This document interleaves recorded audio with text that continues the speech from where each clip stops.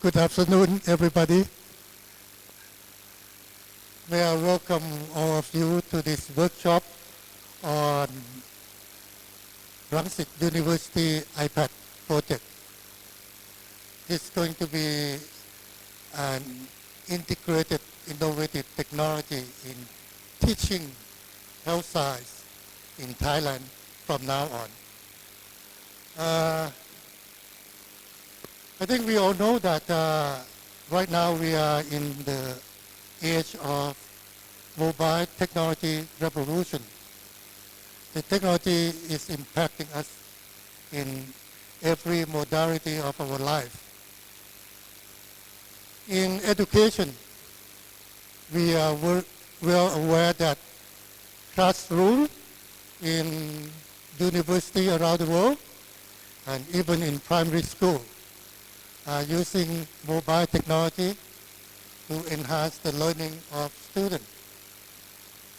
Here in Rangsit University, I think you are well aware that the president is committed to move this university to the forefront of technology. We aim to meet the challenge, particularly for us in the health science department. Today we select anatomy to be the pilot subject. I think every medical student and every student in health science know that there is a lot of knowledge in anatomy to remember. And it's really difficult to capture the real essence of anatomy that would be benefit for the clinical study. So we will use anatomy as an example to see how we can utilize mobile technology, information technology to benefit the learning and teaching in our discipline. We are very delighted and grateful to Apple Thailand for kindly organize and support this workshop. We are particularly thankful to Gilbert Ho. Can you please give him the big hand? He's from Apple Worldwide Education Team. We also thank Dr. Tevicha Patwibun. She is from Education Program Manager, Apple Thailand. And we are very honored to have Mr. Tim Sawyer.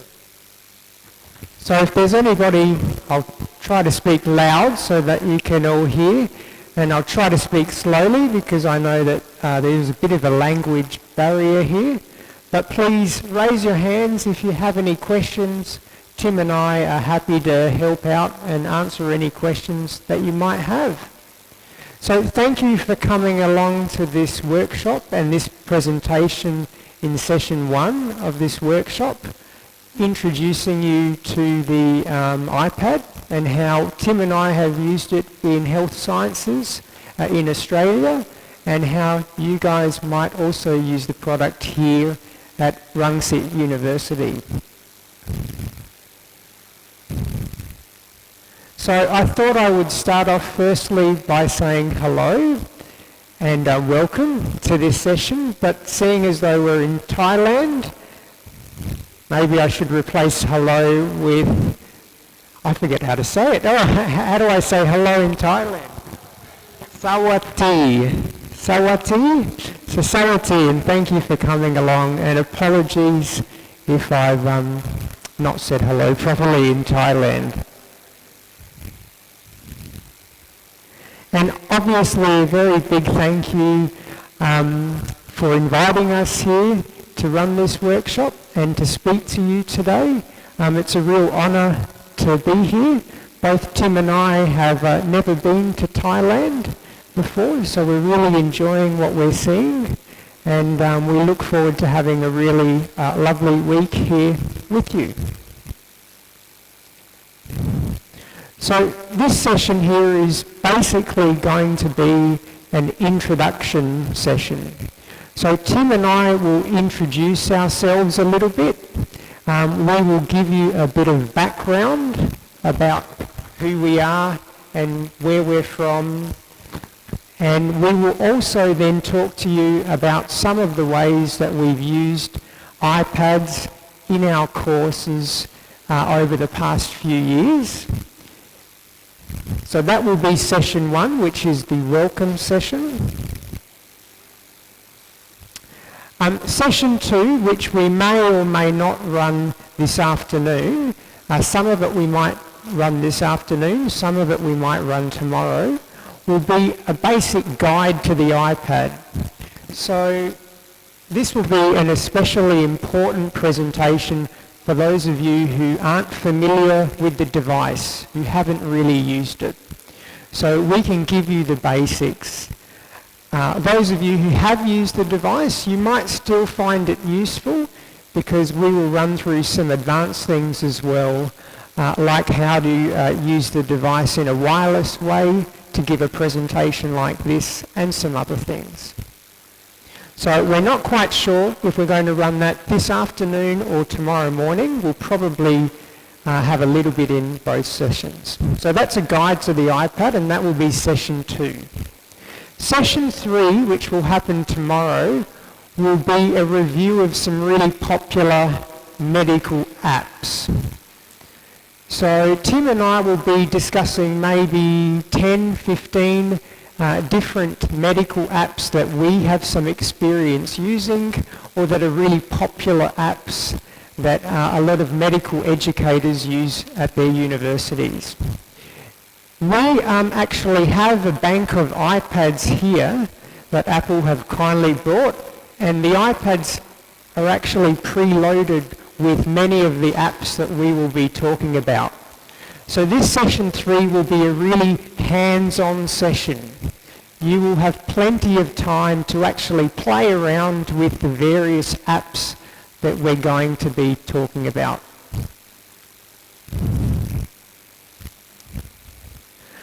Session 4 and session 5 are actually related. So these are happening tomorrow afternoon, and they're content creation and then, content capture and then content creation sessions.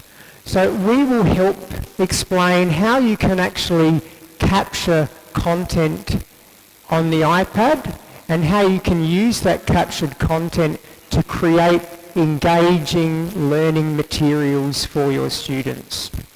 Whether it be interactive presentations, whether it be a keynote presentation, whether it be an iBook, which is multi-touch, we will be helping you create this content. And what we'd like you to do is use this content in session 6, which is your anatomy lab, and I believe that's anatomy of the forearm, which you're running on Wednesday morning with your students. So on Tuesday we'll be showing you some medical apps, many of which you might want to use in this lab. We'll be helping you capture content, create content, and then you can actually test that content out in your lab session on Wednesday morning, session 6. And Tim and I hope to get some feedback from students as well as staff on how that lab has gone. And we will be around to actually observe that lab as well. On Thursday, Tim and I will be reviewing how to create multi-touch books for the iPad using a program called iBooks Author. So we will be exploring how to create really engaging learning resources for your students. We've selected a topic for that on the eye, the anatomy of the eye, but the lessons that you learn in that session you can then use to create multi-touch books on any topics that you'd like. Session 8 is on Friday morning, And Tim and I hope to meet in that session for about an hour, a small number of students who are really enthusiastic about using this device to learn anatomy and medicine. So we're going to get their feedback. What did they think of session 6 when they were using the device in their labs? And finally, session 9 will be a wrap-up session on Friday afternoon around 11, 12 o'clock. We will just wrap up what we've done over the entire week, and we'll kind of we'll give you some future directions, things that you might want to think about after Tim and I leave as you're planning your own classes, perhaps around this device, and how you can also evaluate how successful or not this project is going. So that's basically an overview of the week ahead. If anyone has any questions, like I said, please call out or raise your hands, and we're happy to answer any questions. Can everybody hear me okay? Yep, I'm getting a lot of echo here, but hopefully it's okay for you guys. It's okay? So, who are we? We've kind of introduced ourselves, or had an introduction already. I'll let Tim start. My name's Tim Sawyer. As Mario just mentioned, I've been involved in using technology in teaching and learning and for research for the last 15 years.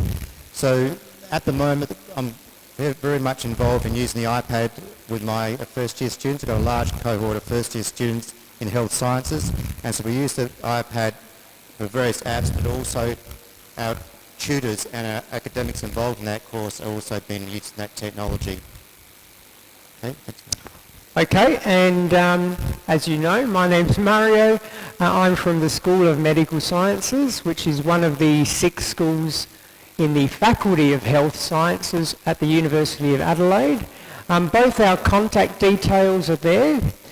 So if you have any questions, even this week, and you don't have time to ask us during or after a presentation, please send us an email, and we'll be responding to emails all this week and even after this workshop is finished. And Tim and I will talk about our universities a little bit more in a few minutes. So I just thought I'd put up a map of the world. I mean, you obviously know where Thailand is, and we all know where Thailand is, but some of you might be wondering, look, and please, I hope I've got the pin of Thailand right here. But some of you might be wondering where exactly Tim and I are from in Australia. Well, Tim and I are both from a state called South Australia, which is all the way down the bottom here, not quite the very bottom of Australia, but we're in South Australia. We both come from a city called Adelaide. Has anybody here been to Australia? Oh yeah, a few hands. Anybody been to South Australia? Oh wow, excellent. We'll have to chat later. We do have kangaroos and other weird and wonderful animals in Australia. No, kangaroos don't hop up and down the main streets of the city, but we do have them in parks and things. This is actually a photo of Kangaroo Island, which is a tiny little island that's very popular with tourists just below at the city. We have lots of wineries. If there's anybody here who loves wine, you should come and visit South Australia, and Tim and I can show you around the Barossa Valley where they make beautiful wine. This is a photo, it's actually a few years old now, of the centre of our city. It's a much smaller city than Bangkok. It's tiny compared to Bangkok, but it is a pleasant city. And this is an aerial shot showing the city in the background, but the university's here at the front. This is a river that runs through the city. I just thought I'd enlarge that picture and show you where Tim and I work. Although we're from 2 different universities, our universities are actually located very close to one another. So Tim works in this building here in the University of South Australia, and I work in this building here in the University of Adelaide. Most of what you see here is the University of Adelaide. The University of South Australia has another campus which is just out of shot here, just in this area here. So I'll let Tim now just review his university and where he's from. Our university is one of the largest universities in South Australia. We have 35,000 students, and that's spread across 4 campuses. So we also have a rural campus as well in Whyalla. We teach a lot of allied health courses such as nursing, pharmacy, physiotherapy, medical radiation science, occupational therapy, podiatry, health science, exercise, psychology as well. We also have a large number of students out on clinical placements to the hospitals throughout South Australia. That's a large cohort of students in clinical environment. And we also, just mentioned, we use the iPad technology in the clinical environment as well as the university environment. Yeah, thanks, right. And in terms of where I'm from, the University of Adelaide, the University of Adelaide is the second oldest university in Australia, and you can see some of our very old historic buildings in this picture here. There's our web address if you'd like more information. We have about 20,000 students, and in terms of the Faculty of Health Sciences, these are the various programs that we teach: medicine, dentistry, oral health, nursing, the Bachelor of Health Sciences and Psychology. Personally, I mainly teach at first year, so new students, and I teach in the Health Sciences program and also in medicine. And we'd love to show you around our universities. If you ever come to Australia, please send us an email. So I'll just head back to Tim and he can talk to you about some of the courses that he actually teaches. So I'm involved in coordinating and teaching in a very large Foundation of Health first year student, which this year we had 670 students, very large cohort. And I also involved in teaching postgrad courses as well in the field of medical imaging. With the Foundations of Health course, we introduced iPad technology where our tutors actually had the iPads. All the course content was provided to the students via the iPad, and also the students were involved as well. We've gone beyond that, coming up to 2014, where we've purchased a large number of iPads to be used in physiology as well as anatomy as well. So our School of Health Science is in the forefront of using this mobile learning technology for its courses right across the board. Yep. Great. And like I said, I'm from the School of Medical Sciences. I mainly teach at first year, and I mainly teach in the Bachelor of Health Sciences, which has about 420 students in it. But I also teach into medicine and nursing as well. And I've used, like Tim has, iPads in various ways to help students learn. So Tim and I actually have fairly similar backgrounds. We've only known each other for about a year now, I'd say. So it's amazing, we're so close together and yet we didn't really know each other, and we teach very similar things. So we have very similar interests in terms of what we teach, but we also have an interest in common, and that is that we use the iPad, as you've heard, in our teaching and in student learning in our courses. So some of you might be wondering what that actually looks like. So we will talk about this during the week and more in this presentation. But here are some photos that I took of students working in my classes, and this will give you a bit of a sense of how students are using the device every day in the classroom and even outside of the classroom. So here are a bunch of students actually in our library.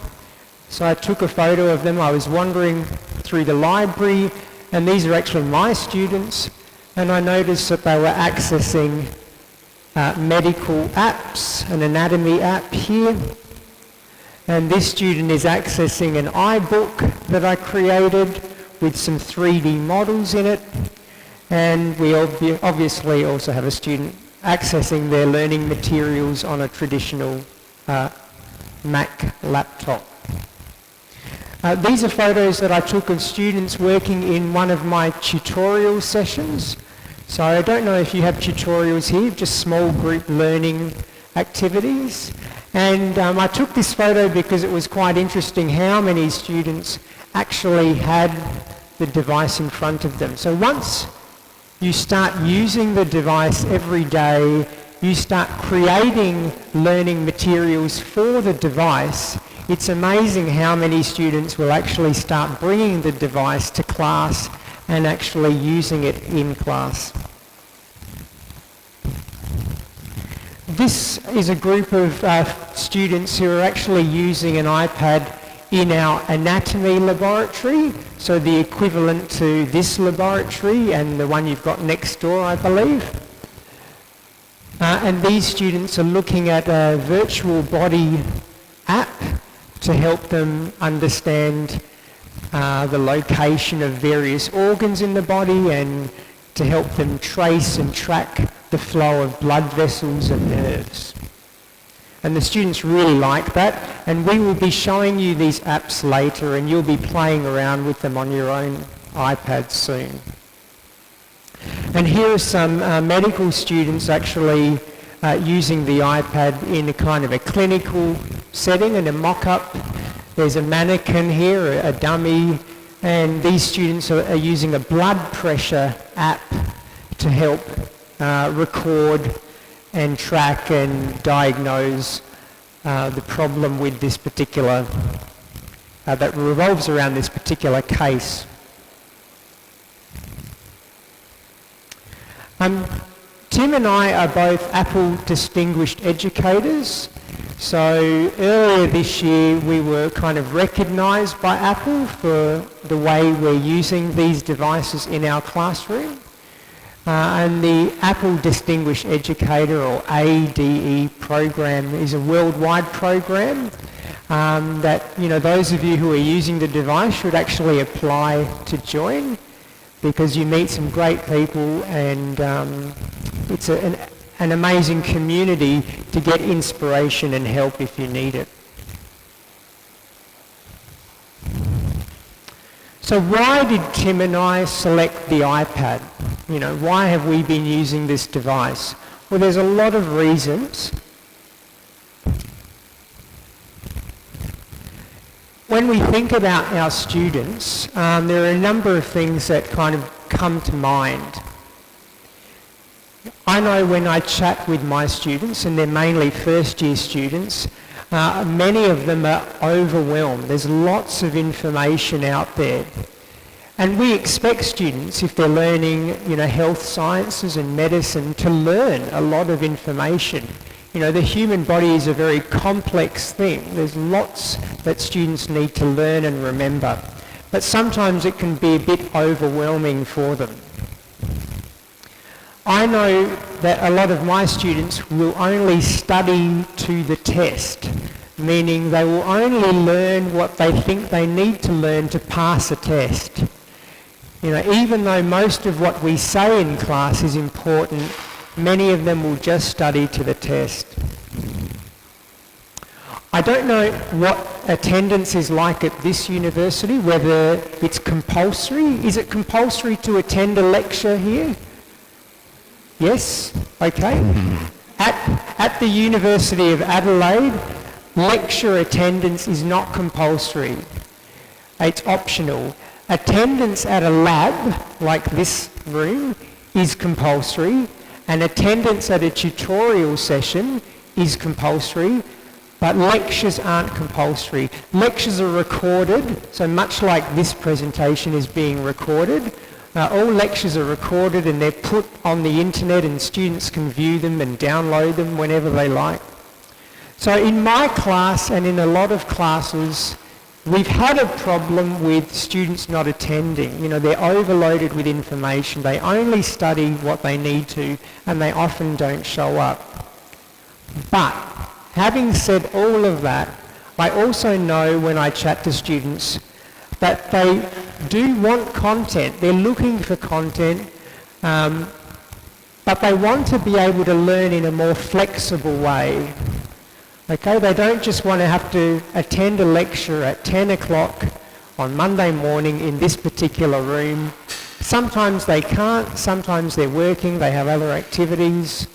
So they want that content in a more engaging and flexible manner. And they want that content 24 hours a day, 7 days a week.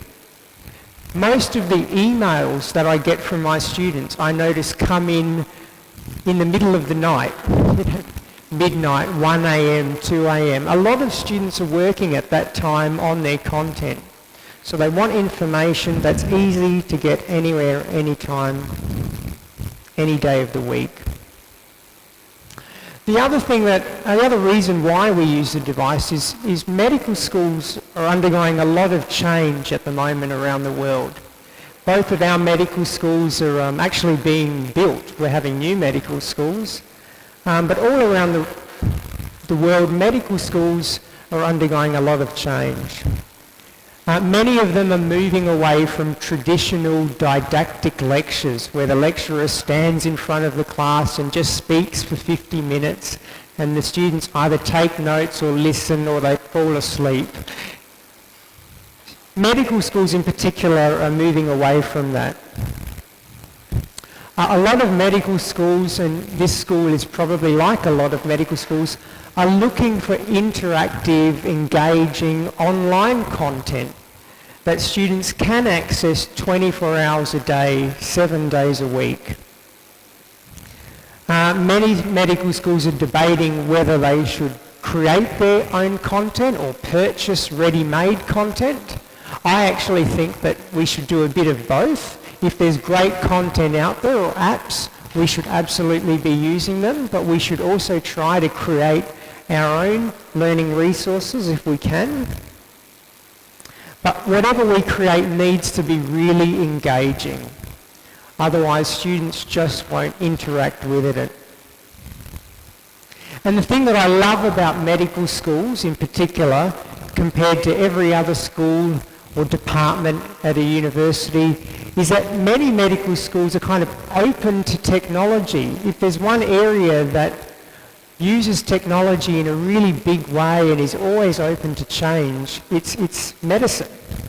You know, you think about the technology that's out there in hospitals. You know, every year it's always changing, it's always advancing. So medical schools tend to be very open to letting in new technology like these devices. There's another reason why we decided to use the iPad or explore mobile learning, and that is this. When I look around at my classes and when Tim does the same thing in his classes, we are seeing more and more students bringing iPads, tablets, smartphones, iPhones into the classroom. So there's an expectation